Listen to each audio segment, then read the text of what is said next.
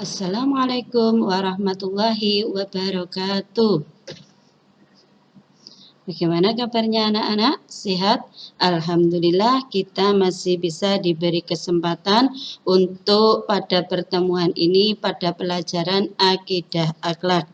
Pada pelajaran akidah akhlak pertemuan kita hari ini membahas tentang pelajaran iman kepada kitab-kitab Allah. Pengertian iman kepada kitab-kitab Allah. Iman menurut bahasa artinya percaya atau yakin. Iman secara istilah artinya membenarkan dalam hati, mengucapkan dengan lisan, dan melaksanakan dengan anggota tubuh.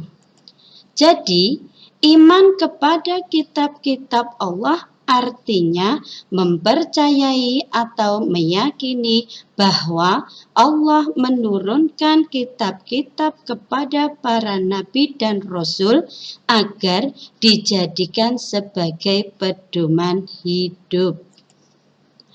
Nama-nama kitab-kitab Allah. Kitab-kitab yang dibawa oleh Rasul utusan Allah dengan perantara malaikat Jibril.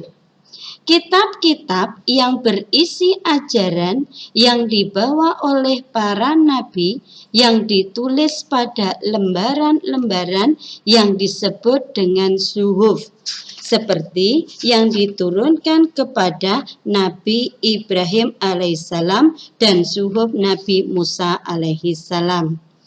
Ada 4 kitab suci yang wajib diimani, yaitu kitab Taurat, kitab Zabur, kitab Injil, dan kitab Al-Quran.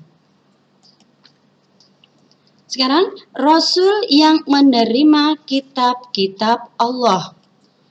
Di dalam Al-Quran terdapat 4 nama-nama Rasul yang menerima kitab Allah. Di antaranya 1. Kitab Taurat. Kitab Taurat diturunkan kepada Nabi Musa alaihissalam dalam bahasa Ibrani. Kitab Taurat diturunkan kepada Nabi Musa alaihissalam ketika sedang bermunajat di Bukit Tursina atau Bukit Sinai seperti yang tercantum dalam surat Al-Isra ayat 2 yang artinya, dan kami berikan kepada Musa kitab Taurat dan kami jadikan petunjuk bagi Bani Israel dengan firman-Nya, janganlah kamu mengambil pelindung selain aku.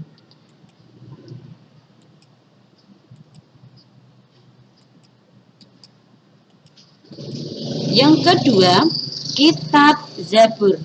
Kitab Zabur diturunkan kepada Nabi Daud alaihissalam dengan bahasa Kipti yang berada di daerah Yerusalem. Ajaran kitab Zabur adalah kewajiban untuk menyembah Allah yang Maha Esa dan meneruskan syariat yang dibawa oleh Nabi Musa alaihissalam, seperti yang tercantum dalam surat Al-Isra ayat 55 yang artinya, dan kami berikan Zabur kepada Daud alaihissalam. Yang ketiga, kitab Injil.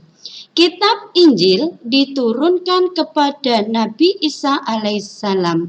Kata Injil berarti kabar gembira. Kitab Injil pokok ajarannya sama dengan kitab-kitab sebelumnya, seperti dalam Quran surat Al-Maidah ayat 46.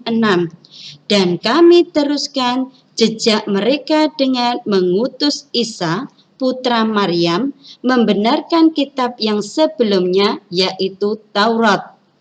Dan kami menurunkan Injil kepadanya.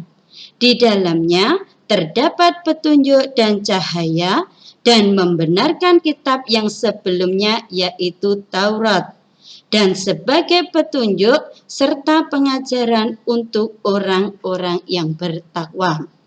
Kemudian yang keempat, kitab Al-Quran. Allah menurunkan kitab Al-Quran kepada Nabi Muhammad SAW. Al-Quran diturunkan di dua kota, yaitu kota Mekah dan Madinah pada abad ke-7 Masehi. Al-Quran diturunkan oleh Allah Subhanahu wa Ta'ala kepada Nabi Muhammad SAW sebagai penyempurna dari kitab-kitab yang telah diturunkan sebelumnya. Kitab Al-Quran diturunkan dengan bahasa Arab. Dan sampai saat ini Al-Quran sebagai kitab suci umat Islam.